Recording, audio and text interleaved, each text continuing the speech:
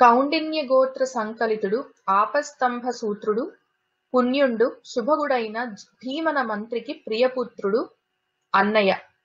కలకంఠి తద్భార్య గౌరమాంబ. కమలాప్తు వరమున కనియ సోమన మంత్రి వల్లభ మల్లమ వారి తనయుడు ఎల్లన. అతనికి ఇల్లాలు మాచమ. వారి పుత్రుడు వంశవర్ధనుండు లలితమూర్తి బహుకళానిధి కేసన. దానమాన నీతిధనుడు ఘనుడు తనకు లక్కమాంబ దేహినిగాగా మనియే శైవశాస్త్ర మతము కొనియే అని ఆయన ముందు ఆయన ప్రవర చెప్పుకుంటున్నారు. ఆయన కౌండిన్య గోత్రీకులు. ఆయన ఆపస్తంభ సూత్రానికి చెందినవారు. వీళ్ళ 5 తరాల నుంచి ఆయన ప్రవరలో ఫస్ట్ చెప్పుకుంటున్నది భీమన మంత్రి గారు. ఈ భీమన అనే వారికి పుత్రుడు అన్నయ్య గారు. అన్నయ్య గారికి భార్య గౌరమాంబ. భీమన మంత్రి గారి కొడుకు అన్నయ్య, ఆయన భార్య గౌరమాంబ. అన్నయ్య గారికి గౌరమాంబకి కలిపి వాళ్ళు సూర్యోపాసకులు అయిండొచ్చు, ఎందుకంటే కమలాప్త వరమున కనియే అన్నారు. సో సూర్యుని ఉపాసన చేసినందువల్ల వాళ్లకు సోమన అనే కొడుకు పుట్టాడు అన్నయ్య గారికి. ఈ సోమన గారి భార్య పేరు మల్లమ్మ. ఈ సోమన గారికి మల్లమ్మ గారికి వాళ్లకు ఇంకో కొడుకు పుట్టాడు, ఆయన పేరు ఎల్లన. ఎల్లన గారికి ఆయన భార్య మాచమ్మ గారికి కేసన అని పుట్టారు. ఈ కేసన గారు మన పోతన గారికి తండ్రి. మనకు ఈ పోతన గారి తండ్రి కేసన, ఆయన తండ్రి ఎల్లన, ఆయన తండ్రి సోమన, ఆయన తండ్రి అన్నయ్య గారు, ఆయన తండ్రి భీమన మంత్రి. వారి గురించి ఆయన చెప్పుకొని వాళ్ళ భార్యల పేర్లు చెప్పి మనకి ఆయన చెప్తున్నారు. ఈ కేసన గారు ఎలాంటి వారు? ఆయన లలితమూర్తి, చాలా శాంత స్వభావులు, బహుకళానిధి, చాలా కళలలో ఆయనకి అనుభవం ఉంది. ఆయన దానము మానము నీతి ధనుడు. దానాలు చేయడంలో, మానవ మర్యాదలో, గౌరవంలో, నీతి నియమాల్లో ఆయన చాలా నిలబడే మనిషి, చాలా గొప్పవాడు. ఆయన భార్య పేరు లక్కమాంబ. కేసనకు లక్కమాంబకు మన పోతన గారు పుట్టారు. వీళ్ళు శైవ మతాన్ని అనుసరించే వాళ్ళు. అయితే అంతవరకు ఆయన చెప్పుకున్నారు. తండ్రి గారు తాతల పేర్లన్నీ చెప్పుకున్నాక లక్కమాంబ గారి దగ్గరికి వచ్చేసరికి పోతన గారు మా అమ్మ పేరు లక్కమాంబ, చాలా మంచిది అని చెప్పాలని ఒక్క మాటలో ఆయన చెప్పి ఆపలేకపోయారు. తల్లిగారు గుర్తుకు రాగానే ఆయనకి చాలా చిన్నప్పుడు ఆమె అన్నం కలిపి తినిపించిన రోజులు, ఎత్తుకొని పాట పాడి నిద్రపుచ్చినవి, తర్వాత కష్టంలో ఉంటే కళ్ళు తుడిచినవి, తర్వాత చదువుకుంటుంటే పక్కన కూర్చొని నేర్పించడం ఎన్ని గుర్తొచ్చాయో ఆయన వాళ్ళ అమ్మగారి గురించి ఇంకా కొద్దిగా ఎక్కువ చెప్పారు. ఎటువంటిదంటే లక్కమాంబ గారు, నడువదు నిలయము వెలువడి తడవదు పరపురుషు గుణము తన పతి నుడువున్ కడవదు వితరణ కరుణలు విడవదు లక్కాంబ విభుత విసరము పొగడన్. చదువుకున్న వాళ్ళు పండితులతో సహా అబ్బో ఎంత మంచిది అని పొగిడేటట్టు ఆమె ఎట్లా గడిపేది జీవితం అంటే, నడువదు నిలయము వెలువడి, ఎప్పుడు ఇల్లు దాటి బయటికి వెళ్ళేది కాదు. అనవసరంగా అక్కడక్కడ తిరగడము, దారిలో రోడ్డు మీద నిలబడ్డము, ఇట్లాంటివన్నీ ఆమె చేసేది కాదు. తడవదు పరపురుషు గుణము, అనవసరంగా వేరే పురుషుల గురించి వాళ్ళ గుణగణాలు అంతచందాలు ఏవీ మాట్లాడేది, పక్కన వాళ్ళ పరపురుషుడు గురించి అసలు ఆమె ఆలోచించేది కాదు. తన పతి నుడువున్ గడవదు, ఆయన భర్త గారు కేసన గారు చెప్పిన మాట దాటేది కాదు. వితరణ కరుణలు విడవదు, దాన ధర్మాలు అందరినీ చాలా కరుణతోటి చూసుకోవడం, దయగలిగి ఉండడం అవి వదిలేది కాదు. ఎప్పుడు దయతో కరుణతో దాన ధర్మాలతో ఉండేది ఆమె. అలాంటి మానిని లీడు గారు బహుమాన నివారిత దీన మానస క్లానికి దాన ధర్మ మతి గౌరవ మంజులత గభీరత స్థానికి ముద్దుసానికి సదాశివ పాదయుగార్చనానుకంపాన నయవాగ్భవానికి బమ్మర కేసయ్య లక్కసానికి. అయితే ఈ బమ్మెర కేసయ్య ఉన్నారు కదా, ఈ కేసన మంత్రి, ఈయన యొక్క భార్య లక్కసానికి మానిని లీడురారు. ఎంత గొప్ప ఆడవాళ్ళైనా మా అమ్మగారికి సరిరారు, మా అమ్మ చాలా గొప్పవారు. ఆమె బహుమాన నివారిత దీన మానస క్లానికి, ఎవరైనా ఇంటికి వచ్చి దీనంగా ఏదైనా అడిగితే ఆమె ఎంతో సంతోషంగా ఇచ్చే బహుమానాల వల్ల వాళ్ళ కష్టాలు తీరిపోయేవి. ఇంటికి వచ్చిన వాళ్ళకి ఆమె అంతగా సేవ చేసేది, అంతగా వాళ్ళకు తను చేయగలిగిన సహాయం చేసేది. దానము ధర్మము బుద్ధి గౌరవము మంజులత చాలా మంచిగా మెత్తగా మాట్లాడడము, గంభీరత ఇట్లాంటి వాటన్నిటికీ ఆమె ఆలవాలము. ఆమె ముద్దసాని చాలా మంచి తల్లి. సదాశివ పాదయుగార్చనానుకంప ఎప్పుడు పరమేశ్వరుడి పాదాలని అర్చన చేయాలన్న కోరిక తప్ప వేరే ఆలోచనే ఆమెకు ఉండదు. అనుకంప ఎప్పుడు అదే కోరికతోటి ఉంటుంది. నయవాగ్భవానికి చాలా మెత్తగా మాట్లాడడంలో ఆమె భవానీకి తక్కువ కాదు. ఆమె మా తల్లిగారు అలాంటిది, అంత గొప్పది అని ఇంకా అమ్మగారి గురించే చెప్పుకుంటున్నారు. ఆ మానినికి పుట్టితిమి మేమిరువురము, అగ్రజాతుడు ఈశ్వర సేవా కాముడు తిప్పన, పోతన నామ వ్యక్తుండ సాధునయ యుక్తుండన్. అయితే ఆ తల్లికి, మా అమ్మగారికి, లక్కమాంబ గారికి, కేసర మంత్రి గారికి మేము ఇద్దరము పుట్టాము, కొడుకులము. పెద్దవాడు మా అన్నగారు, ఆయన తిప్పన గారు, ఈ పోతన గారికి అన్నగారు తిప్పన, ఆయన ఈశ్వర సేవలోనే నిమగ్నమై ఉండేవాడు. నా పేరు పోతన, నేను సాధునయ యుక్తుండను, ఏదో మంచివాడినే, ఏదో ధర్మబద్ధంగా జీవితాన్ని గడిపేవాడిని, నేను కూడా మంచివాడిని అని ఆయన చెప్పుకున్నారు. అయిన నేను నా చిత్తంబున శ్రీరామచంద్రుని సన్నిధానంబు కల్పించుకుని, నేనేమో నా మనసులో శ్రీరామచంద్రుణ్ణి పెట్టుకున్నాను. అప్పుడేం జరిగిందంటే, హరికి నందగోకుల విహారికి చక్ర సమీర దైత్య సంహారికి భక్త దుఃఖ పరిహారికి గోప నితంబిని మనోహారికి దుష్ట సంపద పహారికి ఘోష కుటీ పయోఘృతాహారికి బాలక గ్రహ మహాసుర దుర్వనితా ప్రహారికి. కృష్ణుల వారికి ఆయన ముందు నమస్కారం మనసులో శ్రీరామచంద్రుల వారిని పెట్టుకొని ఆయన కృష్ణుల వారికి నమస్కారం చేసుకొని భాగవత కథని మొదలు పెడుతున్నారు. హారికి, హారములు అవన్నీ వేసుకొని తిరిగే వారికి అనుకోవచ్చు, లేదా మనకున్న కష్టాలను తీసే వారికి అనుకోవచ్చు. హారికి, హారములు వేసుకుని తిరిగే వారికి, రకరకాల వనమాలికలు అవన్నీ బంగారు నగలతో సహా, ముత్యాల హారాలతో సహా చాలా అందంగా ఉండేవారికి. నందగోకుల విహారికి, నందుడి యొక్క గోకులంలో స్వేచ్ఛగా తిరుగుతూ ఆటలాడుకుంటున్న వారికి. చక్ర సమీర దైత్య సంహారికి, చక్ర సమీర దైత్యుడు అంటే మనకు వృత్రాసురుడు ఉన్నాడు కదా, ఆయన చిన్నప్పుడు ఈయనని ఎత్తుకొని పైకి వెళ్ళిపోదామని చెప్పి ఏదో ప్లాన్లు వేసుకున్నాడు, ఆయనని చంపిన వాడికి. భక్త దుఃఖ పరిహారికి, భక్తుల యొక్క దుఃఖాలని తీసేసేవారికి. గోప నితంబిని మనోహారికి, గోప స్త్రీలు, నితంబినులు అంటే స్త్రీలు, గోప స్త్రీల మనస్సులను దోచుకున్న వారికి.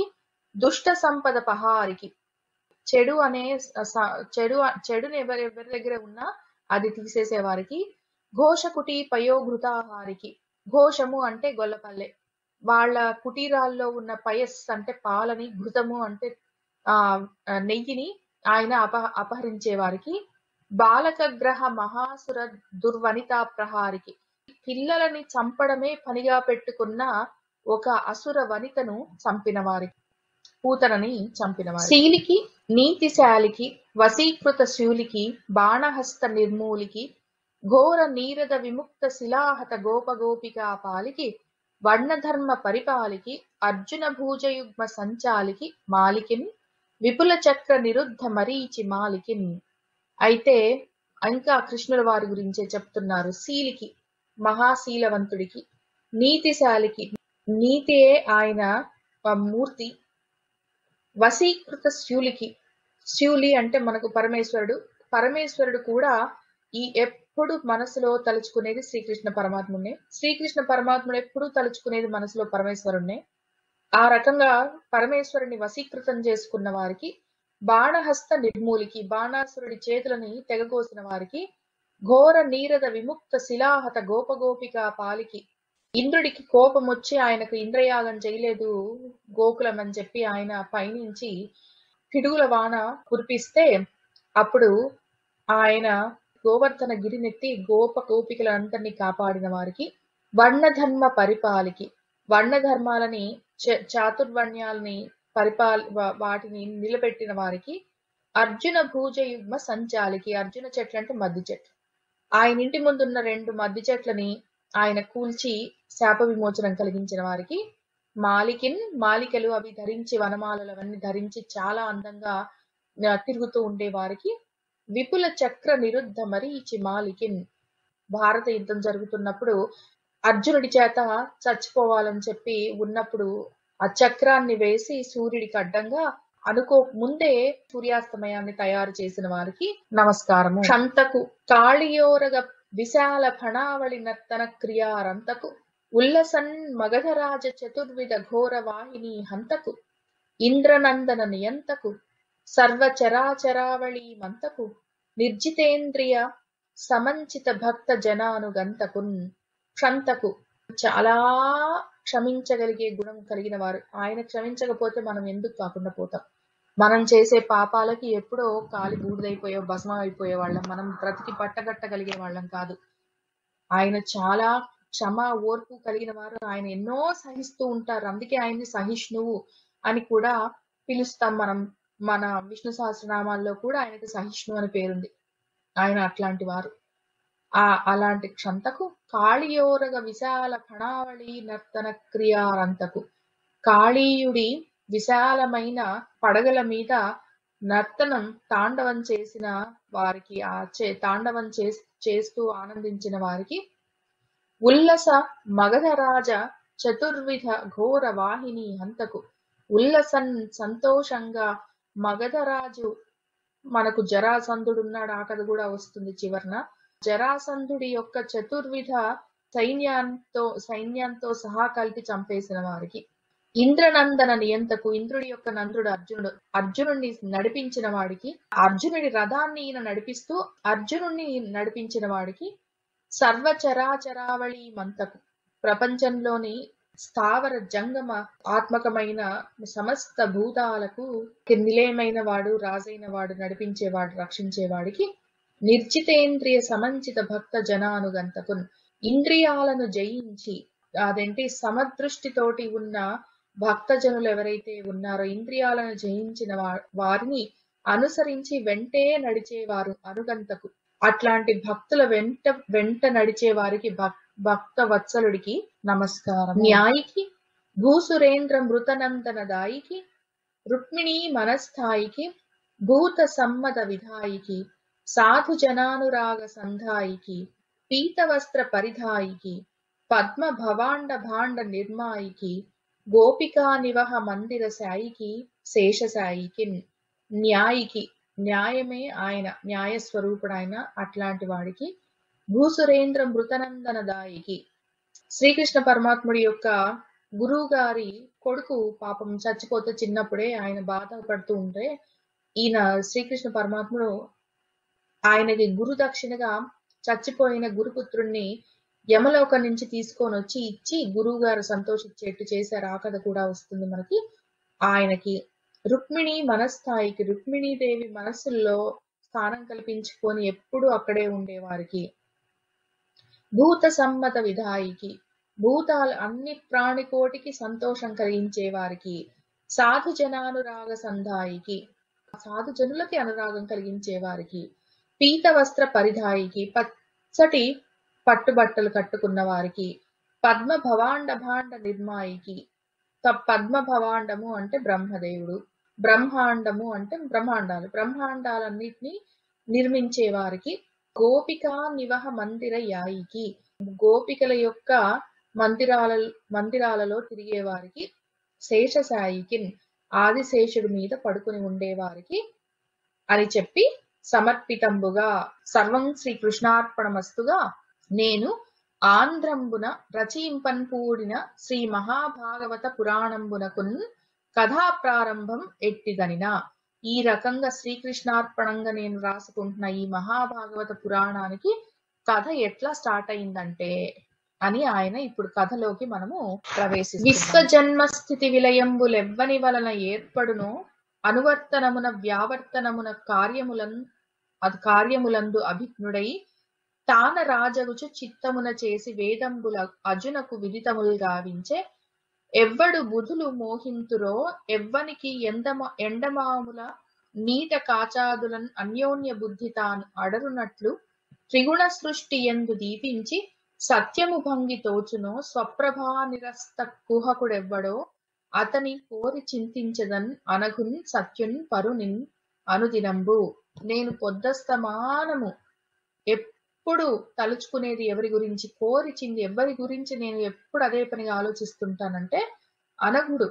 అఘము అంటే పాపములు. పాపం అనేది తెలియని వాడికి, సత్యుడు ఎప్పుడూ ఉండేవాడికి మార్పు లేకుండా, పరుడు మొత్తం ప్రపంచానికి, ప్రకృతికి ఆవల వెలిగే జ్యోతికి నేను ఎప్పుడు అనుదినము నమస్కారం చేసుకుంటాను.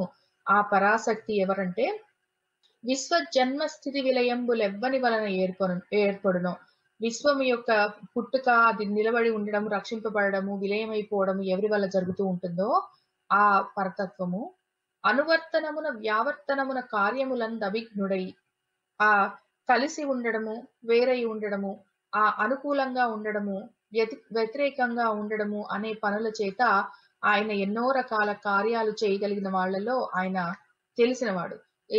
ఎప్పుడు పట్టు విడుపు తెలిసినవాడు అయి ఆయన తానే రాజగుచు, ఆయనే రాజుగా ఉంటూ చిత్తమును చేసి, ఆయన మనసులో ఆలోచన చేయడం చేతనే బ్రహ్మదేవుడికి వేదాలను ఇచ్చి, ఆయన ఎవ్వడు బుధులు మోహింతురో అట్లాంటి వాడిని మనసులో ఆయన ఆలోచన చేయడం చేతనే వేదాలన్నీ మన బ్రహ్మదేవుడికి అర్థమయ్యాయో అలాంటి వాడిని ఎవరు చదువుకున్న వాళ్ళు ఎప్పుడు కోరుకుంటూ ఉంటారో, మోహించి ఆయన ప్రాప్తి కోసం ప్రయత్నం చేస్తూ ఉంటారో, ఆయనకి ఎండమావుల నీట కాచాదులన్ అన్యోన్య బుద్ధి తానడరునట్లు.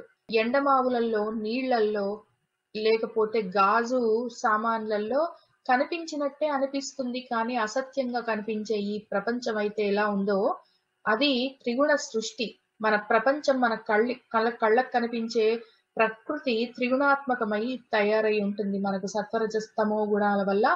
అందుకని కృష్ణుల వారు ఎందుకైనా మంచిది మీరు తమో గుణము, రజోగుణం వదిలిపెట్టి సత్వగుణంలోకి వెళ్ళండి అని ఆయన భగవద్గీతలో చెప్పలేదు.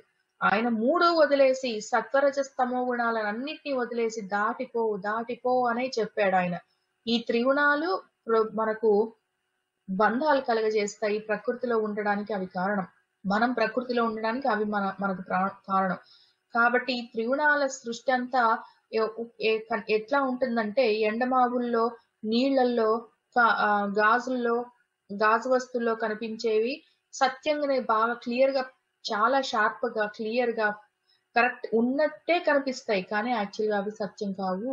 అట్లాంటి కానీ నువ్వు సత్యమే కానీ నువ్వేం చేస్తావు, ప్రకృతిలో కనిపించేసరికి ఇక్కడ సత్యంగా కనిపిస్తావు. కానీ నువ్వెవరంటే స్వభావ నిరస్త కుహకుడువు. నువ్వు నీ సొంత ప్రభావం చేతనే నువ్వు ఈ త్రిగుణాలని దాటి వెళ్ళిపోయిన వాడివి, మాయకి దొరికేవాడివి కాదు. అట్లాంటి నిన్ను కోరి నేను చింతిస్తాను. ఎందుకంటే నువ్వు పాపాలు లేని వాడివి, తర్వాత సత్యుడివి, ఎప్పుడు ఉండేవాడివి, మార్పు లేకుండా ఉండేవాడివి, పరాత్పరుడివి, పరునివి. నీ గురించి ఆలోచిస్తాను.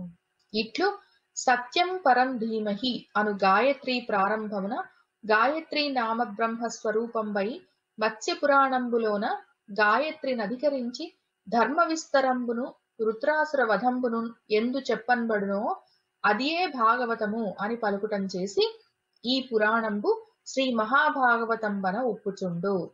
అసలు ఈ మహాభాగవతాన్ని నేను ఎందుకు తీసుకున్నాను, దీన్నే తెలుగులోకి ఎందుకు ట్రాన్స్లేట్ చేద్దాం అనుకున్నానంటే, ఇంతకు ముందు ఎవరు చేయలేదు కాబట్టి ఇది నేను చేద్దాము అని కాదు. ఇంతకు ముందు ఎవరు చేయలేదు నేను చేద్దాము అంటే మళ్ళీ అహంకారం, నాకు పేరు ప్రతిష్టలు రావాలన్న కోరిక. అందుకోసం కాదు నేను భాగవత పురాణాన్ని తెలుగులోకి రాయాలని అనుకోవడం. ఎవరు రాయలేదు, నా అదృష్టం బాగుండి. కానీ నేను రాద్దాం అనుకుంది ఎందుకంటే, సత్యం పరం ధీమహి అనే గాయత్రి, అందులో మత్స్య పురాణంలో ఏం రాసిందంటే, సత్యం పరం ధీమహి, పరమమైన సత్యాన్నే నేను ధ్యానం చేస్తాను అంటూ మొదలుపెట్టిన ఆ పురాణం అందులో ఏం చెప్పిందంటే, ఈ ధర్మాన్ని విస్తరించడం కోసము రుద్రాసురుణ్ణి వధ మొదలైన విషయాలన్నీ ఎందులో చెప్పి ఉంటాయో అదే భాగవతము అని అని చెప్పడం చేత నేను ఆ పురాణాన్ని సెలెక్ట్ చేస్తున్నాను. శ్రీమంతమై మునిశ్రేష్ఠ కృతంబైన భాగవతంబు సద్భక్తితోడ వినగోర వారల విమల చిత్తంబుల చచ్చర నీసుండు చిక్కుగాక ఇతర శాస్త్రంబుల నీసుండు చిక్కుని మంచివారలకు నిర్మత్సరులకు కపట నిర్ముక్తులై కాంక్ష సేయకయును తగిలియుండుట మహాతత్వ బుద్ధి పరగా ఆధ్యాత్మికాది తాపత్రయంబు నడచి పరమార్థభూతమై అధిక సుఖదమై సమస్తంబు కాకయు అయ్యూ ఉండు వస్తువు ఎరుగంగ తగు భాగవతమునందు. అయితే ఈ భాగవతంలో ఉండేదేంటి? నాకు నీ భాగవతం చదవడం వల్ల, వినడం వల్ల, తెలుసుకోవడం వల్ల నాకు జరిగేదేంటి అని తెలియాలి కదా! దేనికైనా మనకు ఒక పని చేయడం వల్ల మనకు వచ్చేదేంటో తెలిస్తే ఆ పని చేయాలనిపిస్తుంది. ఊరికినే ఎవరు ఏ పని చేయరు కదా! మనం ఈ భాగవతం చదవడం వల్ల మనకొచ్చేదేంటి? శ్రీమంతమై మునిశ్రేష్ఠ కృతంబైన భాగవతంబు. శ్రీమంతమై అది సకలమైన కళ్యాణాలకు ఆలవాలమై మునిశ్రేష్ఠ కృతంబై మనకు వ్యాస మహాముని చేత వ్రాయబడిన ఈ భాగవతము సద్భక్తితోటి వినగోరు వారల విమల చిత్తంబులను చెచ్చర నీసుండు చిక్కుగాక. ఇది దీని ఫలశ్రుతి. ముందే చెప్తున్నారు ఆయన ఫలశ్రుతి. మనకి చదవడం వల్ల వచ్చే లాభం ఏంటి? ఇట్లాంటి భాగవత కథని మంచి భక్తితోటి ఎవరైతే వినడానికి ప్రయత్నం చేస్తున్నారో మనందరికి విమల చిత్తంబులం అట్లాంటి మన మనసులకు చచ్చర ఈసుండు చిక్కుగాక. ఆయనే వచ్చి మన మనసుల్లో చిక్కుకుంటాడు. మనం వెళ్ళి ఎప్పుడు భగవంతుడిని పట్టుకోలేము. మన వల్ల ఏ పని కాదు. అట్లా చాలా మంది ప్రయత్నం చేశారు. ఒకళ్ళు ఇద్దరు కాదు. ముఖ్యమైన కథ మనకు అందరికి బాగా తెలిసిన అల్లరి కథ యశోదమ్మ నేను పట్టుకుంటా అని ఆమె ఎంత వెంబడించినా దొరకలేదు ఆయనే దొరకాలనుకున్నప్పుడు పట్టుబడ్డాడు. ఆ రకంగా ఆయన పట్టుబడాలంటే మనము ఆయన దొరకాలని మనం ఆయన వెంబడిపడి పరిగెత్తనవసరం లేదు. మనము సద్భక్తితోటి ఈ పరమేశ్వరుడి కథలు వింటే, భాగవతాన్ని వింటే ఆయనే వచ్చి మన మనసుల్లో చిక్కుకుంటాడు. ఇతర శాస్త్రంబుల నీసుండు చిక్కునే. అనవసరంగా ఏవో చదవడం వల్ల మనకి పరమేశ్వరుడు దొరకడు. మంచి వారలకు మనకు భాగవతం చదవాలి అన్న బుద్ధి పుట్టాలంటే కొన్ని లక్షణాలు ఉంటాయి. ఎట్లయినా మనకు ఉండాలి కూడా ఈ రకమైన లక్షణాలు. మంచి వాళ్ళు, నిర్మత్సరులు, మాత్సర్యం లేని వాళ్ళు, కపట నిర్ముక్తులు, ఈ కపటము లోపల ఒకటి బయట ఒకటి అనే దుర్బుద్ధి ఇట్లాంటివన్నీ లేని వాళ్ళు, కపటం లేని వాళ్ళు, కాంక్ష సేయకయును కోరికలు లేని వాళ్ళు, తగిలియుండుట వాళ్ళు భక్తితోటి పరమేశ్వరుణ్ణి ఆలోచిస్తూ ఉంటే వాళ్లకు మహాతత్వ బుద్ధి పరగా ఆధ్యాత్మికాతి తాపత్రయంబు నడిచి అప్పుడు ఈ తత్వం గురించి తెలుసుకోవాలన్న కోరిక ఉన్నవాళ్ళు, ఆధ్యాత్మికము అని మనకు 3 రకాల తాపత్రయాలు ఉంటాయి. త్రయము అంటే 3 తాపములు, 3 రకాల దుఃఖాలు ఉంటాయి. మనకు ప్రతిరోజు ఏవో ఒక కష్టాలు ఉంటాయి. వాటిని తాపత్రయం అంటే ఇంకే మనకి మొత్తం మనకున్న ప్రతిరోజు మనకు జరిగేవన్నీ 3 కుప్పలుగా పోసుకోవచ్చు. ఒకటి ఆది భౌతికము, శారీరకంగా మనకు జరిగే కష్టాలు, ఏదో కంటి నొప్పి, కాలు నొప్పి, పంటి నొప్పి, మోకాలు నొప్పి, బీపీ, షుగర్, ఏదో గుండె నొప్పి, తలనొప్పి, జ్వరము, దగ్గు, ఏవో ఉంటాయి. అవన్నీ అట్లాంటివన్నీ ఒక కుప్పలో పోసుకోవచ్చు. ఆది భౌతికము, దానికి ఏదో మందులో మాకులో వేసుకుంటాం, లేకపోతే పోయి చప్పుడు చేయకుండా పండుకుంటాం. లేదా ఆది దైవికము అంటే ఏదో ఈ ఎండ ఎక్కువ ఉందో, వర్షం ఎక్కువ పడిందో, బయటికి వెళ్తుంటే ఏదో చలి బాగా ఉందో, లేకపోతే ఇంకా ఇవన్నీ దాటితే మనకి ఈ భూకంపాలు వచ్చాయో, పిడుగుల వానలు కురిసాయో, అవో రకం కుప్ప మనకి. ఈ ప్రతిరోజు మనం ఎవరికైనా ఫోన్ చేస్తే ఇంకింతే నాకు ఇవాళ తలనొప్పి ఉందండి, ఆది భౌతికం తాపత్రయంలో ఒకటి కవర్ చేసుకున్నట్టు. ఇక ఏమో బయటికి వెళ్తే బాగా ఎండ మండిపోయిందండి బాగా అంటే ఆది దైవికం కవర్ అయిపోయినట్టు. ఆధ్యాత్మికం ఎందుకో అండి వాళ్ళ మనసంతా బాగలేదు అని చెప్తే ఆధ్యాత్మికం అయిపోయింది, అవి కూడా కవర్ అయిపోయి మనకి ఈ 3 రకాల తాపత్రయాలు ఆ ఫోన్ చేసినప్పుడు మాట్లాడితే చూస్తే ఈ 3 తాపత్రయాలే ఉంటాయి. ఇవాళ బాగా చలి మంచి కురిసిందండి 2 inches, మనకి బాగా బయటికి వెళ్ళటానికి రాలేదు, అది ఆది దైవికము. ఎందుకో ఇవాళ నా కొడుకు ఫోన్ చేయలేదు, మనసు చిన్నబుచ్చుకున్నాము, ఆధ్యాత్మికము. ఇట్లాంటివే ఉంటాయి మనకి. ఈ రకమైన తాపత్రయాలని అణచి పరమార్థభూతమై పరమేశ్వరుడి గురించే చెప్పే అధిక సుఖదమై మనకి వినగానే పరమ సంతోషం కలిగించేదై సమస్తంబు కాకయు అయ్యు, సమస్తం అదే, ఏది కాంది అదే. అట్లాంటి వస్తువు ఏదైతే ఉందో ఆ వస్తువు పరతత్వాన్ని తెలుసుకోవాలి అంటే మనకు భాగవతంలో ఈజీగా తెలుసుకోవచ్చు. భాగవతం అంతా ఈ పరతత్వం గురించే చెప్తుంది. తెలుసుకోవాలనుకుంటే ఇదే చదువుకోవాలి. వేద కల్ప వృక్ష విగళితమై సుఖముఖ సుధాద్రవమున మొనసియున్న భాగవత పురాణ ఫలరసాస్వాదన పదవి కనుడు రసిక భావ విధులు.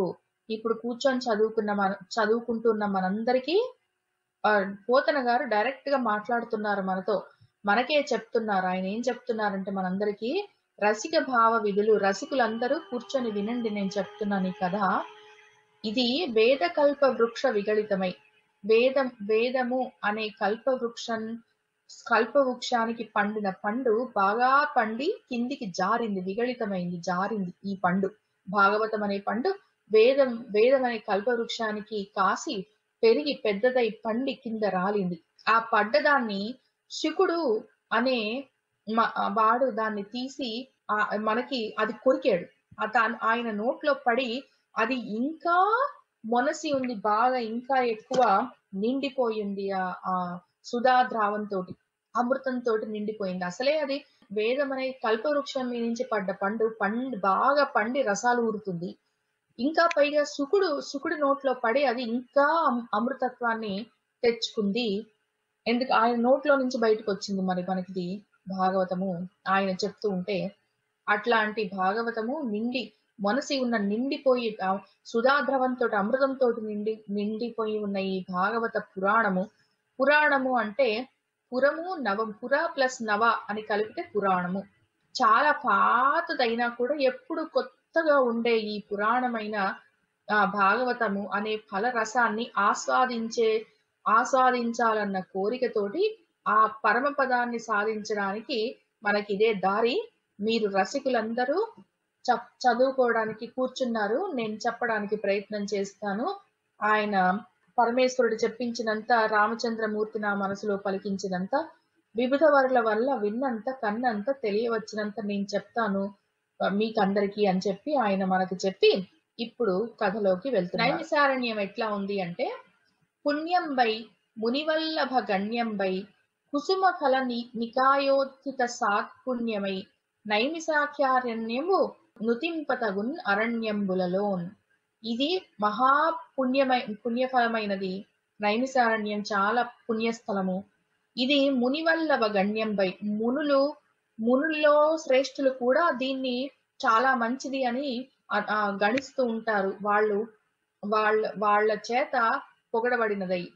కుసుమ ఫల నికాయోత్థిత సాత్పుణ్యమై, పువ్వులు పళ్లతోటి నిండి దాని చేత అది సత్ గుణాలతోటి నిండి ఉన్నదై. ఈ నైమిష అనే ఆఖ్య అంటే పేరు. నైమిసాఖ్యారణ్యంబు, నైమిషము అనే అరణ్యము నుతింపదగున్ అరణ్యంబులలో. ఎన్నో అరణ్యాలు ఉన్నాయి మనకి, కానీ వాటన్నిట్లలో నైమిసారణ్యం చాలా ముఖ్యమైనది, పొగడదగినది. ఎందుకంటే అది పుణ్యస్థలము అని ఇక్కడ చాలా పెద్ద వచనం ఉంది. ఈ నైమిసారణ్యం ఎలా ఉంది, అందులో ఏమేమి చెట్లు ఉన్నాయి, ఏమి పిట్టలు, పక్షులు, జంతువులు ఉన్నాయి, ఏ రకమైన పూలున్నాయి, పళ్ళున్నాయి అని చెప్పి ఒక వచనం ఉంది. ముందు నేను వచనం చదువుతాను, తర్వాత అందులో ఉన్న పళ్ళ పేర్లు వాటి గురించి తెలుసుకుందాము. మరియును, ఇది వింటేనే చాలు మనకు సగం పుణ్యం. మరియును మధువైరి మందిరంబునున్ పోలె మాధవీ మన్మథ మహితంబై బ్రహ్మగేహంబునున్ పోలె శారదాన్వితంబై నీలగళ సభానికేతనంబునున్ పోలె వహ్ని వరుణ సమీరణ చంద్ర రుద్ర హైమవతి కుబేర వృషభ గాలవ శాండిల్య పాశుపత జటిపటిల మండితంబై బలభేది భవనంబునున్ పోలె ఐరావతామృతం రంభా గణికాభిరామంబై మురాసురు నిలయంబునున్ పోలె ఉన్మత్త రాక్షస వంశ సంకులంబై ధనదానాగారంబునున్ పోలె శంఖ పద్మ కుంద ముకుంద సుందరంబై రఘురాము యుద్ధంబునున్ పోలె నిరంతర శరానుల శిఖా బహుళంబై పరశురాము భండనమున్ పోలె అర్జునోద్భేదంబై దానవ సంగ్రామమున్ పోలె అరిష్ట జంబ నికుంభ శక్తియుక్తంబై కౌరవ సంగరమున్ పోలె ద్రోణార్జున కాంచన స్యందన కదంబ సమేతంబై కన్న కలహంబునున్ పోలె మహోన్నత శల్య సహకారంబై సముద్ర సేతు బంధనంబునున్ పోలె నల నీల పనసాద్యాది అద్రి ప్రదీపితంబై భర్గు భజనంబునున్ పోలె నానా శోకలేఖా ఫలితంబై మరుని కోదండంబునున్ పోలె పున్నాగ శిలీమఖ భూషితంబై నరసింహ రూపంబునున్ పోలె కేసర కరజా కాంతంబై నాట్యరంగంబునున్ పోలె నటనటీ సుషిరాన్వితంబై శైలజా నిటలంబునున్ పోలె చందన కర్పూర తిలకాలంకృతంబై వర్షాగమంబునున్ పోలె ఇంద్ర బాణాసన మేఘ కరక కమనీయంబై నిగమంబునున్ పోలె గాయత్రీ విరాజితంబై మహాకావ్యంబునున్ పోలె సరళ మృదులతా కలితంబై వినతా నిలయంబునున్ పోలె సుపర్ణ రుచిరంబై అమరావతి పురంబునున్ పోలె సుమనో లలితంబై కైటభోద్యోగంబునున్ పోలె మధుమానితంబై పురుషోత్తమ సేవనంబునున్ పోలె నమృత ఫలదంబై ధనంజయ సమీకరంబునున్ పోలె నభ్రంకష పరాగంబై వైకుంఠ పురంబునున్ పోలె హరి ఖడ్గ పుండరీక విలసితంబై నందఘోషంబునున్ పోలె కృష్ణసార సుందరంబై లంకా నగరంబునున్ పోలె రామ మహిషీ వంచక సమంచితంబై సుగ్రీవ సైన్యంబునున్ పోలె గజ గవయ శరభ శోభితంబై నారాయణ స్థానంబునున్ పోలె నీలకంఠ హంస కౌశిక భరద్వాజ తిత్తిరి భాసురంబై మహాభారతమునున్ పోలె నేకచక్ర బక కంక దాత్రరాష్ట్ర శకుని నకుల సంచార సమ్మిళితంబై సూర్యరథంబునున్ పోలె ఉరుతర ప్రవాహంబై జలతకాల సంధ్యాముహూర్తంబునున్ పోలె బహువిధ జాతి సౌమనస్యంబై ఒప్పు నైమిసారణ్యంబను శ్రీ విష్ణు క్షేత్రంబునందు శౌనకాది మహామునులు స్వర్లోక గీయమానుండగు హరిన్ చేరు కొరకు సహస్ర వర్షంబులు అనుష్ఠాన కాలంబుగా గల సత్ర సంగికంబైన యాగంబు చేయుచుండిరి. అందొక్కనాడు వారలు రేపకడ నిత్య నైమిత్తిక హోమంబులాచరించి సత్కృతుండై సుఖాసీనుడై ఉన్న సూతు చూచి. అయితే ఈ మొత్తము వచనంలో మనకి ఉన్న పూలు, పళ్ళు, పిట్టలు, జంతువులు, చెట్లు వీటన్నిటి గురించి ప్రతి పేరుకి రెండు అర్థాలు ఉన్నాయి. ఇక్కడ మధువైరి మందిరంబును అంటే మధువైరి అంటే మధు అనే రాక్షసుని చంపినవాడు మనకు శ్రీకృష్ణ పరమాత్ముడు విష్ణుమూర్తి ఆయన ఇల్లులాగా మాధవి మన్మథ మహితంబై మాధవి లతలతోటి మన్మథ చెట్లతోటి ఉన్నాయి. మాధవి అంటే లక్ష్మీదేవి, విష్ణుమూర్తి ఇంట్లో ఎవరుంటారు? మాధవే ఉంటుంది, మన్మథుడు ఉంటాడు ఆయన కొడుకు కాబట్టి అని మనకి ఒక అర్థము. మాధవి లతలంటే ఏంటి, మన్మథుడి చెట్లంటే ఏంటి అని చెప్పి ఇక్కడ చూసారు. మనం చేస్తున్నది గణనాధ్యాయము. పూలపల్లి సాంబశివరావు గారు చేస్తున్న గణనాధ్యాయం ఇదే. ఈ పారాగ్రాఫ్ లో ఈ వచనంలో ఉన్న చెట్ల పేర్లన్నీ వారు సంగ్రహంగా ఒక చోటికి తీసుకొచ్చి ఆయన మన తెలుగు భాగవతం.org లో పెట్టారు. ఇక్కడ లింక్ ఉంది. ఈ లింక్ కి మనము నొక్కామనుకోండి అది ఇక్కడికి తీసుకెళ్తుంది. నెక్స్ట్ లింక్ కి అక్కడ చూసారా నైమిసారణ్య వర్ణన అనే దగ్గర అనుయుక్తాల్లో ప్రతి మాట ఈ మాధవి అంటే ఏంటి, అది గురవింద చెట్టు. ఈ గురవింద చెట్టు అన్నది చెట్టు పేరు. దానికి మాధవి అంటే లక్ష్మీదేవి అని కూడా అర్థం. విష్ణువు ఇంట్లో ఉన్నది లక్ష్మీదేవి తల్లి. మన్మథ చెట్టు అంటే వెలగ చెట్టు. ఆ మామూలుగా మనకు మన్మథుడు ఎవరో తెలుసు. శారదము అంటే ఏడాకుల అరటి చెట్లు, సరస్వతీదేవి. వహ్ని అంటే అగ్నిదేవుడు అని మనకు ఆల్రెడీ తెలుసు, అది చిత్రమూలం అనే చెట్టు. వరుణుడు అంటే మనకు ఆల్రెడీ తెలుసు, అది ఉలిమిరి చెట్టు. తర్వాత సమీరణము అంటే వాయుదేవుడు అని మనకు తెలుసు, మరువము. చంద్రము అంటే యాలక్కాయల చెట్లు, రుద్రాక్షల చెట్లు. ఇట్లా చాలా ఇన్ఫర్మేషన్. అసలు ఆ పదానికి ఆ చెట్టు పేరేంటి లేదా దానికి మనకు తెలిసిన పురాణాల్లోని పేర్లేంటి అని చెప్పి ఇది ఇక్కడ ఒక పెద్ద లిస్ట్ ఉంటుంది. నేను మెల్లగా స్లోగా జరుపుతున్నాను. నేను గబగబా జరిపితే సరిగ్గా మళ్ళీ కనిపించదని చెప్పి మెల్లగా జరుపుతున్నాను. మీరు ఎప్పుడైనా సమయానుకూలంగా ఇక్కడికి వచ్చి ఈ లింక్ లో యాక్చువల్ గా ఈ లింక్ ఉంది కదా, దీన్ని నేను యూట్యూబ్ లో కూడా పెడతాను. మీరు ఎప్పుడైనా ఇది చదువుదాం అనుకున్నప్పుడు అక్కడికి వెళ్ళి చూసుకోవచ్చు. అర్జున వృక్షాలంటే మధ్య చెట్లు, ద్రోణ వృక్షాలంటే తుమ్మ చెట్లు, నికుంభాలంటే దంతి చెట్లు, చందనం అంటే నిమ్మ చెట్లు, కదంబాలంటే కడిమి చెట్లు, అట్లనే అశోక చెట్లు, ఇట్లాంటివన్నీ పున్నాగలు, ఏదో కేసర్లు, ఇవన్నీ మనకి ఎన్ని రకాల చెట్లున్నాయో అన్ని రకాల చెట్లని ఐడెంటిఫై చేసి మనం ఇక్కడ రాసుకున్నాము. ఇంక కొద్దిగా గబగబా జరుపుతున్నాను. అవి మొత్తం మనకి 98 రకాల పూల చెట్లు, పళ్ళ చెట్లు తో సహా అన్ని రకాల చెట్ల ఇన్ఫర్మేషన్ ఇక్కడ ఉన్నది. అవి ఆల్మోస్ట్ ఒక 98 ఉన్నాయి ఆ వచనంలో. అలాగే అక్కడికి వెళ్ళిన తర్వాత ఇంకొక లిస్ట్ కూడా ఉంది ఇక్కడ. మనం అది నొక్కితే మనకి నెక్స్ట్కి వెళ్ళేది ఇందులో ఎన్ని జంతువుల పేర్లు, పిట్టలు, మిగిలిన జంతువుల పేర్లు ఉన్నాయి అని చెప్పి ఆ లిస్ట్ ఇక్కడ ఉంది. కీటకాలు మనకు ఒకటి తుమ్మెదల గురించి చెప్పారు.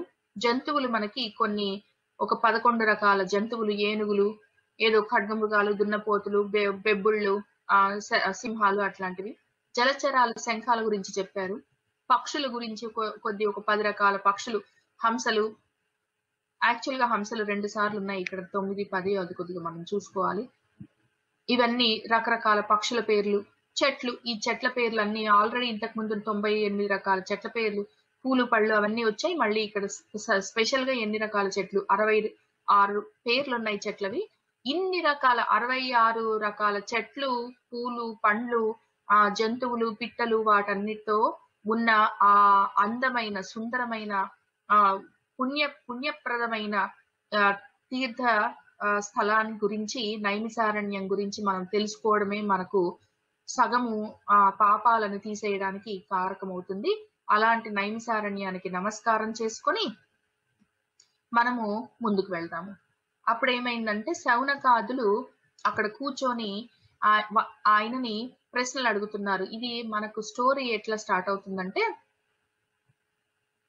ఈ శ్రీకృష్ణ పరమాత్ముల వారు వెళ్ళిపోయే సమయంలో, ఇంకా ఆయన వెళ్ళిపోయిన తర్వాత ద్వాపర యుగం అంతమైపోతుంది, మనకి ఈ కలియుగం మొదలవుతుంది. వీళ్ళు శౌనకుడు, మిగిలిన మునులందరూ వాళ్ళు కూడా వెళ్ళిపోదామని ప్రయత్నం చేశారు. అప్పుడు బ్రహ్మదేవుడు, లేదు మీరు వెళ్ళడానికి లేదు, అప్పుడే ఆయన వెళ్ళిపోతారు, కానీ సంధి సమయం ఉంటుంది కదా, ద్వాపర యుగానికి ఈ కలియుగానికి మధ్యలో సంధి సమయం ఉంది. ఆ సమయంలో కూడా మీరు కొద్దిగా ఉండవలసి ఉంటుంది, మీకు ఇంకా టైం అవ్వలేదు, ఉండమని చెప్పారు. వాళ్ళేమో ఇట్లాంటి కలి ఎక్కడ పడితే అక్కడ ఉండే ప్లేస్ లో మేము ఉండలేమయ్యా, మరి ఇంకేదైనా ప్లేస్ చూపించంటే నైమిసారణ్యంలో ఉండండి అని చెప్పాడు ఆయన. అయితే ఆ నైమిసారణ్యం ఊరికి కూర్చొని ఏం చేస్తారు, చదువుకున్న వాళ్ళు దేవుడి గురించి చెప్పుకుంటూ ఉంటారు. ఇంకా వాళ్ళందరూ ఏం చేశారంటే, వాళ్ళకి చేతనైన పని యజ్ఞాలు, యాగాలు చేయడం, వేద పఠనం చేయడం. కాబట్టి వాళ్ళు ఏం చేశారంటే, సుదీర్ఘమైన సత్రయాగం చేద్దాము అని నిర్ణయించుకున్నారు. వాళ్ళ యాగాల్లో రకాలుంటాయి. అందులో ఇప్పుడు యజమానులు ఏదో కోరికల చేత ఎందుకో ఏదో ఒక రాజ్యం బాగుండాలనో, రాజులు అలా ఏదో ఒక కారణానికి యజ్ఞాలు డబ్బులు పెట్టి వాళ్ళు వస్తువులు, సామాగ్రి తయారు చేసి చేపిస్తారు. అప్పుడు ఈ ఋత్వికులు వాళ్ళు యజ్ఞాలు చేయిస్తారు. అవి ఉంటాయి. అవి కాక ఈ యజ్ఞం చేయించే వాళ్ళే హోతలు, ఋత్వికులు వాళ్ళే యజమానులుగా ఉండి వాళ్ళ సొంత ఖర్చులతోటి వాళ్ళు యజ్ఞాలు చేసుకుంటే దాన్ని సత్రము అంటారు. అట్లాంటి సుదీర్ఘమైన సత్రయాగం చేయాలని శౌనకుడు మొదలైన వాళ్ళందరూ నిర్ణయించుకొని మొదలు పెట్టారు. అయితే ఆ రకంగా మనం మళ్ళీ ఒకసారి వెనక్కి వెళ్దాం, ఎందుకంటే ఈ నైమిసారణ్యం లెక్కల్లో పడి నేను చివరిన ఇక్కడ ఉన్న కొద్దిగా ఇన్ఫర్మేషన్ మాట్లాడుకోలేదు మనము. అప్పుడు అట్లాంటి ఇంత అందమైన నైమిసారణ్యం, ఇంత గొప్పదైన పుణ్యప్రదమైన నైమిసారణ్యం అనే శ్రీ మహావిష్ణు క్షేత్రంలో శౌనకాది మహామునులు స్వర్లోక గీయమానుడు, స్వర్గంలో కూడా పొగడబడే శ్రీ హరిని చేరుకోవాలి అన్న కోరిక తోటి వాళ్ళు సహస్ర వర్షాలు, 1000 సంవత్సరాలు అనుష్ఠాన కాలంగా పెట్టుకొని వాళ్ళు సత్రము అనే యాగాన్ని చేయడానికి పూనుకున్నారు. ఒక 1000 years చేస్తున్నారు వాళ్ళు. ఆ యాగాన్ని మొదలు పెట్టారు.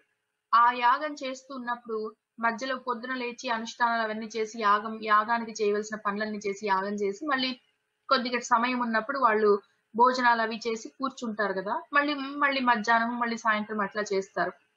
ఆ ఒక చోట ఒకనాడు వారు రేపకడ నిత్య నైమిత్తిక హోమాలన్నీ చేశారు. నిత్యం వాళ్ళు చేసుకోవాల్సిన హోమాలు నైమిత్తికంగా ఈ సత్రయాగం నిమిత్తం చేయవలసిన హోమాలు అవన్నీ చేసుకొని వాళ్ళు కూర్చున్నారు. ఆ టైంలో వాళ్ళతో పాటు సూతుడు కూడా కూర్చున్నాడు. ఆయన కూడా ఆయన చేసుకోవలసిన కర్మలన్నీ పూర్తి చేసుకొని ఆయన కూడా సుఖంగా ఒక చోట కూర్చున్నారు ఒక చెట్టు కింద. అప్పుడు ఈ శౌనకులందరూ ఆయన దగ్గరికి వెళ్ళారు. ఇంతకు ముందు కూడా ఇంతకు ముందు చాలా పర్యాయాలు ఆయన సూతుల వారు శౌనకులకి మిగిలిన వాళ్ళకి పురాణాలు చెప్తూ ఉన్నారు. ఎందుకంటే రోమ మహర్షికి కొడుకు మన సూతుల వారు. ఈయనకు ఉగ్రశ్రవణుడు అని కూడా పేరుంది. ఎందుకంటే ఉగ్రంగా వింటాడు. ఏదైనా కథ వింటే అంత సీరియస్ గా అటెన్షన్ తోటి చాలా అగ్రెసివ్ గా వింటారు. ఆయన కథలన్నీ విని ఆయన చెవులు అంత షార్ప్ గా పనిచేస్తాయి. చెప్పినవన్నీ వింటూ ఉంటారు. ఆయన స్పాంజ్ లాగా ఈ ఇన్ఫర్మేషన్ అంతా క్యాప్చర్ చేస్తుంటారు. ఆయన 18 పురాణాలు, ఉప పురాణాలు అవన్నీ నేర్చుకొని అంత ప్రచారం చేస్తున్నారు, ధర్మ ప్రచారం. అయితే ఆయన చాలా సార్లు వీళ్ళకి శౌనకులకు ఎన్నో పురాణాలు చెప్పారు, వాళ్ళు విన్నారు.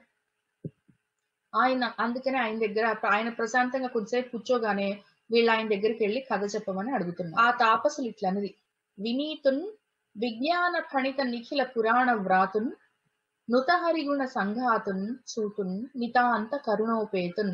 ఆయన సూతుల వారు ఎట్లాంటి వారు? ఆయన తపస్సులు చేస్తూ ఉండేవారు. వినీతున్ మంచి నీతి కలిగిన వారు. విజ్ఞాన ఫణిత నిఖిల పురాణ వ్రాతున్ సకలమైన పురాణాలని నేర్చుకొని కూర్చున్నవారు. నుత హరిగుణ సంఘాతున్ హరిగుణాలని అదే పనిగా స్తోత్రం చేస్తూ ఉండేవారుని ఆయన అట్లాంటి వారు. ఆయన పేరు సూతుడు. ఆయన నితాంత కరుణోపేతున్, అసలు అంతం అనేది లేదు ఆయన కరుణకి.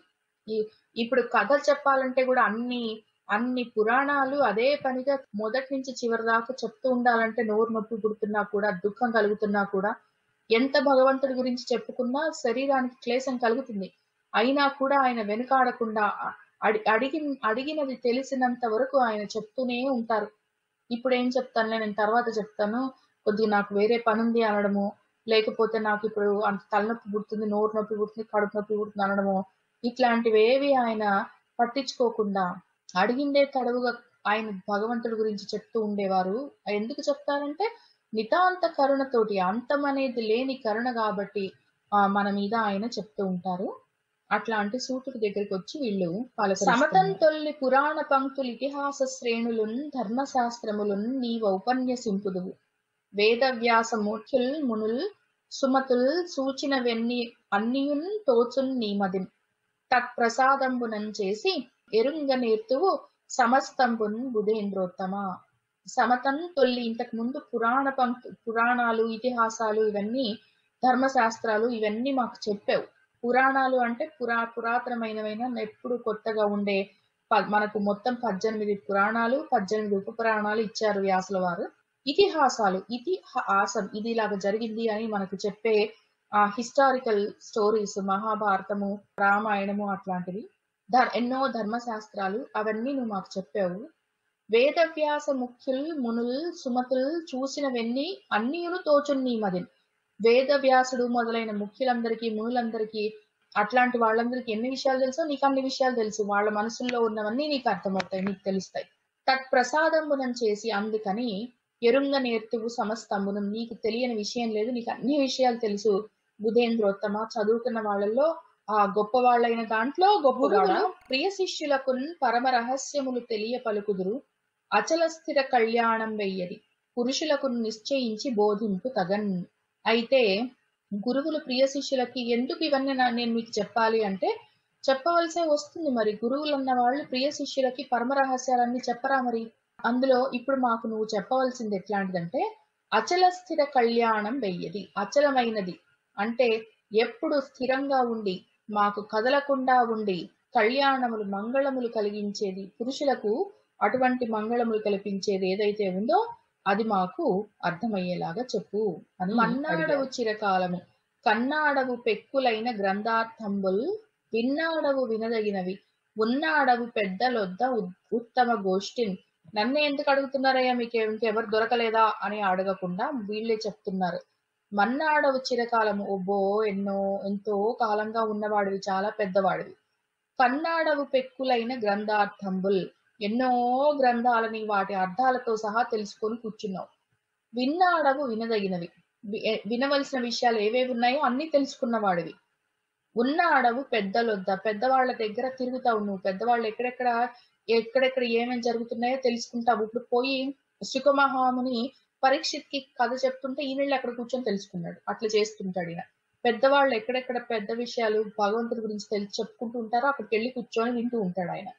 ఉత్తమ గోష్ఠులలో ఉండి తెలుసుకొని వింటూ ఉంటావు కాబట్టి నీకు చాలా తెలుసు ఈ విషయాలన్నీ. అందుకని నిన్ను అడుగుతున్నాం. ఎవరిని అడిగితే ఏమో నాకు అంత పెద్దగా తెలీదు అనే వాళ్ళని అడిగితే ఉపయోగం ఏముంది? నీకు తెలుసు కాబట్టి నిన్ను అలసులు, మందబుద్ధియుతులు, అల్పతరాయువులు, ఉగ్రరోగ సంకలితులు, మందభాగ్యులు, సుకర్మములెవ్వియు చేయజాలరు ఈ కలియుగమందు మానవులు. కావున ఎయ్యతి సర్వసౌఖ్యమై అలవడును. ఏమిటని కొడమన ఆత్మకు శాంతి మునీంద్ర చెప్పవే అని అడిగారు వాళ్ళందరూ. మా కోసం కాదు, ఈ కథలన్నీ చెప్పమని అడుగుతున్నది మాకేదో మేము ఒక్కలం బాగుపడితే చాలని అనుకోవడం వల్ల కాదు. మేము అడుగుతున్నది ఎందుకంటే ఈ కలియుగం వస్తుంది. ఈ కలియుగం వచ్చినప్పుడు కలియుగంలో మనుషులకు పాపము కొన్ని లక్షణాలు ఉంటాయి. ఏ యుగ లక్షణాలు ఆ యుగానికి ఉంటాయి. అందులో మనుషులకి ఆ యుగ లక్షణాలు ఉంటాయి. ఇందులో కొన్ని యుగ లక్షణాలు ఉంటాయి. అలసత్వము, ఏది పని చేయాలన్న ఇంట్రెస్ట్ లేకపోవడం, అట్లాంటిది, నిద్ర, తంద్ర, క్లీబము, ఇట్లాంటివన్నీ కొన్ని దుర్గుణాలు ఉంటాయి. వాటినే నిద్ర, ఈ కునికిపాట్లు పడ్డము, ఈ చేతగానితనం, ఈ క్లైబ్యం గురించి ఆయన కృష్ణ పరమాత్ముడు అర్జునుని కూడా అంటాడు. ఈ క్లైబ్యం ఏంటయ్యా, ఈ చేతగాని చెత్తానం అని చెప్పి. అది మనకి ఆయన ద్వాపర యుగంలో అర్జునుని అన్నా కూడా మనకి కలియుగంలో ఇవన్నీ మనకి ఎప్పుడూ ఉంటాయి. ఈ అలసత్వము, ఈ మంద బుద్ధి అంతంత మాత్రం తెలివితేటలు, అల్పతరాయువులు, ఆ ఆయువు కూడా మనకి ఎక్కువ ఉండదు. అంతంత మాత్రము జీవితాలు ఉంటాయి మనకి. ఎక్కువ ఆయువులు కూడా సుదీర్ఘంగా ఉండవు. ఉగ్ర రోగ సంకలితులు, ఉగ్రమైన రోగాలన్నీ మనకి ఎక్కడ లేని జబ్బులన్నీ ఇప్పుడే ఉంటాయి. ఏదో ఆ ద్వాపర యుగంలోనో త్రేతాయుగంలోనో వాటిలలో కళ్ళద్దాలు ఉన్నాయి, అట్లాంటి చెవులకు మిషన్లు పెట్టుకున్నారు, అట్లాంటివి కూడా అక్కడ ఉండవు. మనకే ఉంటాయి అన్ని రకాల చిన్నవి పెద్దవి రకరకాల రోగాలన్నీ, చిన్న రోగాల దగ్గర నుంచి ఉగ్ర రోగాల దాకా అన్ని మనకే ఉంటాయి, క్యాన్సర్లతో సహా. ఏం చేస్తాము? అట్లాంటి జీవితాలు మనకి. మందభాగ్యాలు, పోనీ ఇన్ని ఉన్న మందబుద్ధి, అల్పమైన ఆయుష్, ఉగ్రమైన రోగాలు ఇవన్నీ ఉండి పోని భాగ్యమైనా బాగుందా అంటే భాగ్యం అంత, అదృష్టం కూడా అంతంత మాత్రం. సుకర్మములు ఎవ్వియు చేయజాలరు. మంచి కర్మములు, పోని మంచి పనులు చేస్తారా? ఏవియో. అదృష్టం బాగలేదు, తెలివి తక్కువ, ఆరోగ్యం బాగుండదు, ఆయుష్ ఉండదు, ఏది ఉండని దానికి పోని మంచి పనులన్నా చేస్తారా అంటే అవి కూడా చెయ్యాలన్న బుద్ధి పుట్టదు. ఈ కలియుగంలో పాపం మనుషులు ఏ రకంగా బాగుపడతారయ్యా? వీళ్ళని ఎలా బాగు చెయ్యాలి? కావున ఎయ్యది సర్వసౌఖ్యమై అలవడు. ఏది సమస్త సౌఖ్యాన్ని కలిగిస్తుందో, ఏమిటని కొడమున్ ఆత్మకు శాంతి. వీళ్ళ ఆత్మకు శాంతి దేని వల్ల లభిస్తుందో మునీంద్ర దాన్ని చెప్పవే. వీళ్ళకి ఈ మా కోసం కాదయ్యా మేము ఈ కథలు అడుగుతున్నది. ఇట్లాంటి దుఃఖభాజనమైన కలియుగంలో ఏదో రకంగా బ్రతుకు వెళ్ళ తీసుకుంటూ వస్తున్న మానవులకు మనశ్శాంతి కలిగేందుకు వీలుగా, వాళ్లకు సుఖాన్ని ప్రసాదించేందుకు వీలుగా ఏదుందో అది మాకు అది చెప్పవా అని వాళ్ళు. ఎవ్వని అవతారము ఎల్ల భూతములకు సుఖమును వృద్ధియు సొదరి చేయునో, ఎవ్వని శుభనామమే ప్రొద్దు నుడువంగ సంసార బంధంబు సమసిపోవున్, ఎవ్వని చరితంబు హృదయంబు చేర్పంగ భయమొంది మృత్యువు పరువు పెట్టు, ఎవ్వని పదనది నేపారు జలములను సేవింప నైర్మల్య సిద్ధి కలుగో, తపస్సులెవ్వాని పాదంబు తగిలి శాంతి తెరవుగాంచిరి, వసుదేవ దేవకులకు ఎవ్వడు దయించే కథలెల్ల వినగ నిచ్చ పుట్టెడు నెరిగింపు మిథ చరిత అని అడిగారు. ఎవరి అవతారం వల్ల అన్ని భూతాలకి సుఖము వృద్ధి కలుగుతాయో, ఎవరి పేరు పొద్దస్తమానం అంటూ ఉంటే వాళ్లకు సంసార బంధాలు విడిపోతాయో, ఎవరి చరిత్ర గురించి, జీవితం గురించి, ఎవరి నడవడిక గురించి, ఎవరి లీలలు మనసులో అనుకుంటూ ఉంటే భయము కూడా, మృత్యువు కూడా భయపడి పారిపోతుందో, ఎవ్వరి పాదాల దగ్గర నుంచి పారుతున్న నీళ్లు గంగా నది ఆయన దగ్గర ఆయన పాదాలే కాదు, ఆయన పాదాల దగ్గర నుంచి పారుతున్న నీళ్లు చాలు మనకు మోక్షాన్ని కలగజేస్తాయో, నిర్మలత్వాన్ని ఇస్తాయో, మన పాపాలు కడిగేస్తాయో. తపస్సులు చేసేవాళ్ళు ఎవరి పాదాలను పట్టుకొని ఉండడం చేతనే శాంతిగా ఉంటారో, ఎవడు వసుదేవ దేవకులకు దేవకీ వసుదేవులకు ఎవరు పుట్టాడో ఆ పుట్టిన అతను వాడి కథలు మొత్తము వినాలన్న కోరిక మాకు కలిగిందయ్యా. ఈ కోరిక ముఖ్యం, కోరిక కలగడం ముఖ్యం. ఆ కోరిక మాకు కలిగింది. భూషణములు వాణికి అగశోషణములు, మృత్యుచిత్త భీషణములు, హృత్తోషణములు, కళ్యాణ విశేషణములు, హరిగుణోపచిత భాషణముల్. ఇవి వాణికి అసలు ఆ సరస్వతీదేవికే ఇవి భూషణముల వంటివి.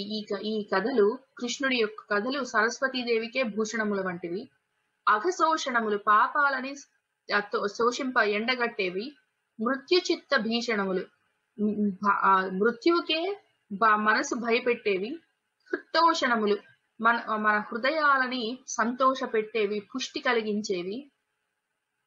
కళ్యాణ విశేషణములు పరమ మంగళకరమైన విశేషాలతో కూడి ఉన్నవి. హరి గుణ ఉపచిత భాషణములు పరమేశ్వరుడి గురించిన, హరి శ్రీ మహావిష్ణువు గురించిన భాషణాలు అట్లాంటివి. కాబట్టి అవి మాకు చెప్పు. కలిదోష నివారకమై అలగు యశుల్ పొగడునట్టి హరికథనము నిర్మలగతి కోరెడు పురుషుడు వెలయగ నెవ్వాడు తగిలి వినడు మహాత్మా. కలిదోష నివారకమై మేము కలియుగంలోని దోషాలని, ఇప్పుడు మనం ఇందాక చెప్పుకున్నట్టు ఉన్న దోషాలన్నిటినీ నివారించడం కోసము అలగు యశుల్ పొగడునట్టి ఈ కలియుగంలోని దోషాలు పోవాలంటే మనం చేయవలసింది ఒక్కటే, భగవంతుడి కథలు వినడమే అని బాగా విపులమైన యశస్సు కలిగిన వాళ్ళందరూ పొగుడుతూ ఉంటారో ఆ హరి కథనాలు నిర్మల గతి కోరెడు పురుషుడు, అవి అట్లాంటి కథలు వినాలి అని కోరుకునే మనుషులు వెలయగ నెవ్వాడు తగిలి వినకుండా ఎవరుంటారయ్యా? అందుకే మేము కూడా వినాలనుకుంటున్నాం. అనగా విను రసజ్ఞులై వినువారికి మాట మాటకధిక మధురమైన ఎట్టి కృష్ణు కథనము ఆకర్ణము చేయ తలపు కలదు మాకు తనివి లేదు. అయితే రసజ్ఞులైన వినే వాళ్ళకి మాట మాటికి వింటూ ఉండగా ఎంత వింటుంటే అంతంతగా అధికంగా మధురంగా తయారవుతున్న కృష్ణుడి కథలు మళ్ళీ మళ్ళీ వినాలి అని చెప్పి మాకు కోరిక కలిగింది. మాకు ఎంత విన్నా తరివి తీరట్లేదు.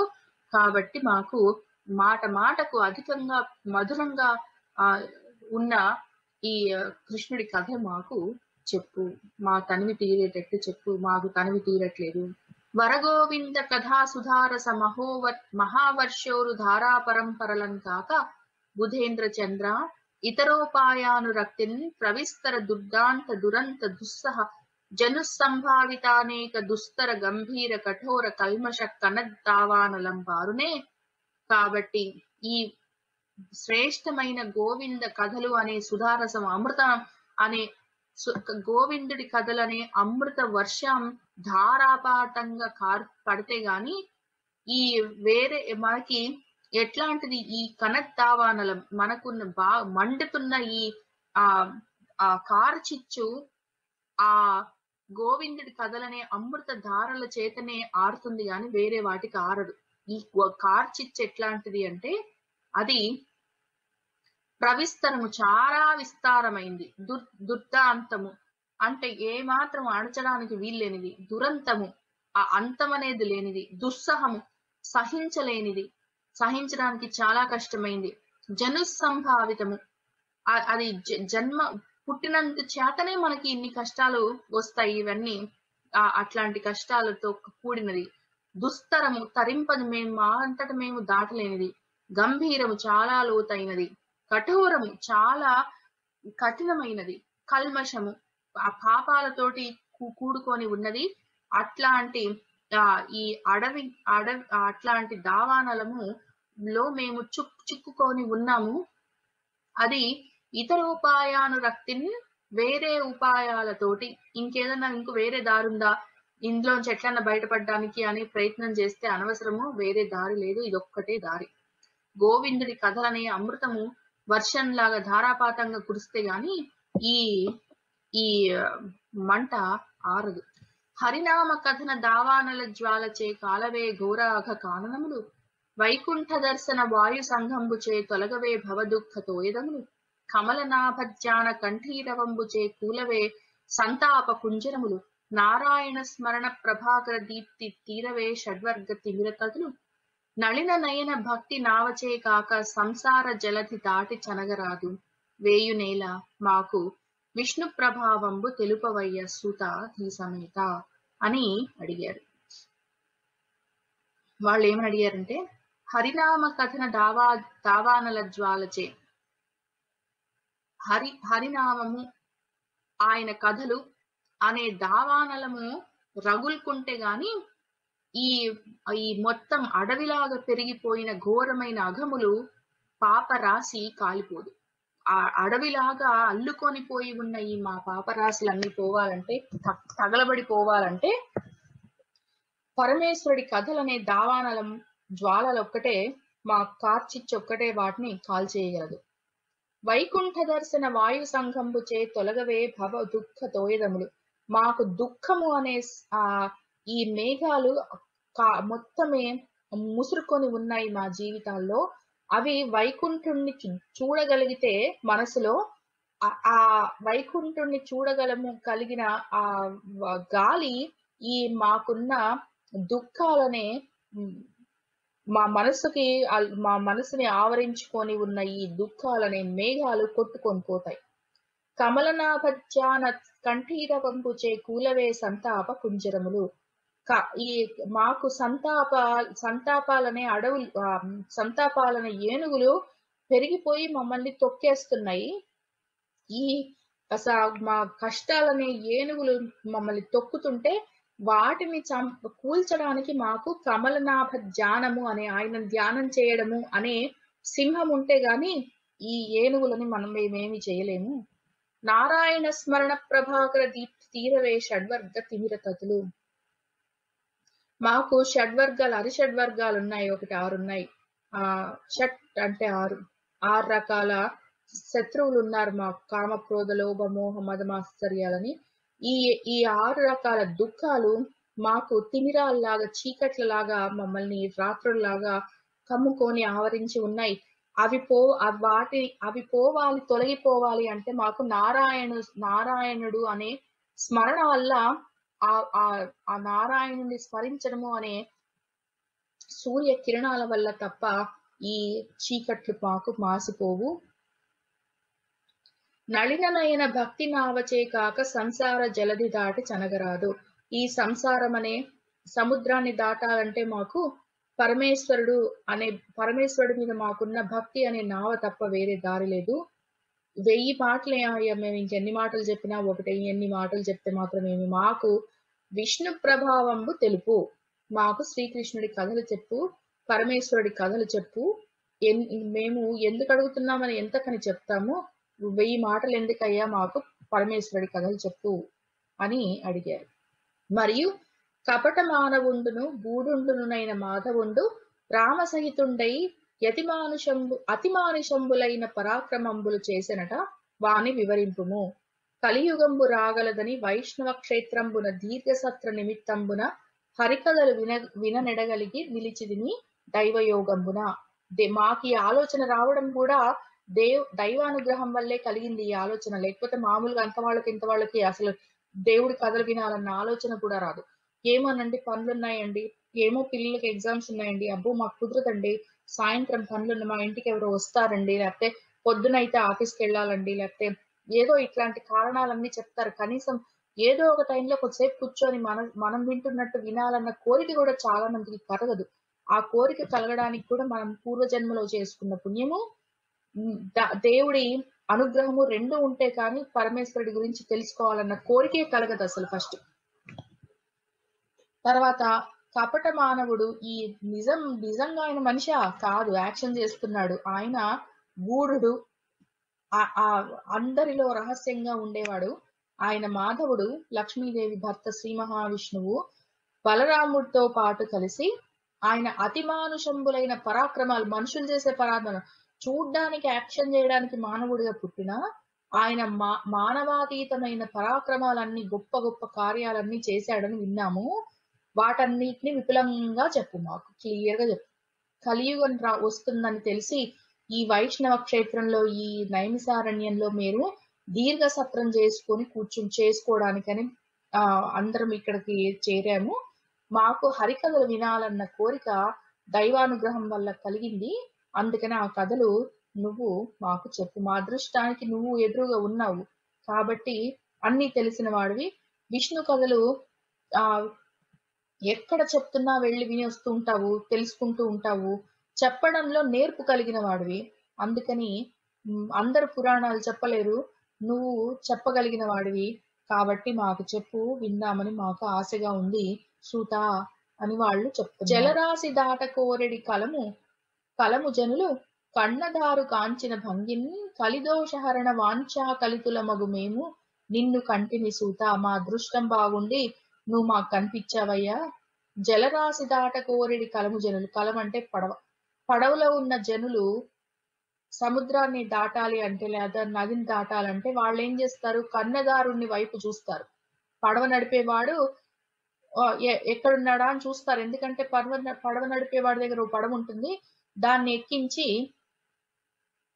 వీళ్ళని వాళ్ళు దాటించేస్తారు. కాబట్టి ఆ రకంగా పడవలో ఉన్న వాళ్ళు పడవ నడిపే వాడిని చూసినట్టు ఈ ఈ సంసారం అనే జలరాశిని దాటడానికి మాకు భాగవత కథలు అనే పడవలో మమ్మల్ని కూర్చోబెట్టి నడిపించగలిగిన వాడివి నువ్వే. కాబట్టి మాకు నువ్వు మా అదృష్టానికి కనిపించావు. కలిదోష హరణ వాంఛా కలితుల మగు మేము నిన్ను కంటిమి. కాబట్టి కలిదోషము అనే దాన్ని తీసేయడానికి, మాకు ఏ దారి చూపించడానికి వీలుగా నువ్వు కనిపించావు. మాకు ఆ కోరిక కలగగానే మా కళ్ళెదురుగా నువ్వు కనిపించావు అని. చారుతర ధర్మరాశికి భారకుడగు కృష్ణుడు ఆత్మ పదమున కేగన్ భారకుడు లేక ఎవ్వని చేరును ధర్మంబు పలుకు చెడి మునినాథ. అయితే మాకు ఇంకో క్వశ్చన్ కూడా ఉందయ్యా. చారుతర ధర్మరాశికి పాపం ఇప్పటికే అది 3 కాళ్ళు లేకుండా ఒక కాలు మీద అంతంత ఒకటి, మనకు 2 కాళ్ళు ఉన్నాయి. దానికి ధర్మానికి అప్పటి ఆ సమయానికి ద్వాపర యుగంలో 2 కాళ్ళు లేకుండా అది కుంటుకుంటూ నడుస్తుంది పాపం. ఇప్పుడేమో కలియుగం వచ్చేసరికి 3 కాళ్ళు ఉండవు, 1 కాళ్ళు మీద కుంటాల్సి వస్తుంది. పాపం దానికి అంత కష్టం వచ్చింది, ఆ ధర్మరాశికి ఇంత కష్టం వచ్చింది. దానికి కృష్ణుడు లేడు భరించేవాడు, భారకుడు లేక. కృష్ణుడేమో ఆయన ఆత్మపదానికి, ఆయన వైకుంఠానికి ఆయన వెళ్ళిపోతే పాపము భారకుడు లేక, భరించేవాడి ధర్మాన్ని నిలబెట్టేవాడు, రక్షించేవాడు లేక ఎవరి దగ్గర ఏ రకం ఏమి చేస్తుంది పాపం ధర్మం. దాని బలుపు చెడి, దాని బలము పుష్టి లేక అది నీరసపడిపోయిన ధర్మము ఎవరి దగ్గరికి వెళ్ళి మొరబెట్టుకుందయ్యా మునినాథ. పాపం దాని ధర్మము పాపం ఏ రకంగా బాధపడుతుంది. ఆ కృష్ణుడు ఉన్నంత వరకు అంతంత మాత్రంగా ఆయన ధర్మ సంస్థాపన చేయడానికి ప్రయత్నం చేశాడు. ఇప్పుడేమో ఆయన కూడా వెళ్ళిపోయాడు. మనకి ఏం జరుగుతుంది, ధర్మం ఏమైపోతుందయ్యా, ఆ విషయం గురించి చెప్పు. వీళ్ళు మునులు, జ్ఞానులు, యోగులు, ఋషులు, పెద్దవాళ్ళు, మహాత్ములు వీళ్ళు ఎప్పుడూ ఆలోచించేది ధర్మం కోసమే. ప్రజలు ఎట్లా బాగుపడతారు, ధర్మము ఎలా రక్షింపబడుతుంది, ఈ రెండే వాళ్ళు అడుగుతారు ఎప్పుడు. ఇదే ఆర్డర్ లో అడిగారు కూడా మన వాళ్ళు. ప్రజలను రక్షించడానికి ఏదైనా ఒక దారి చూపించు, తెలిసిన కథ చెప్పు, ఏది వింటే మనుషులు బాగుపడిపోతారో అది చెప్పు, ధర్మం ఏమైపోతుందో, ఆ ధర్మాన్ని రక్షించే వాళ్ళు వెళ్ళిపోయినప్పుడు ధర్మం ఎంత బాధపడుతుందో, దానికి ఏమవుతుందో ఆ విషయం చెప్పు అని వాళ్ళు అక్కడ కూర్చున్న సూత మహామునిని అడిగారు.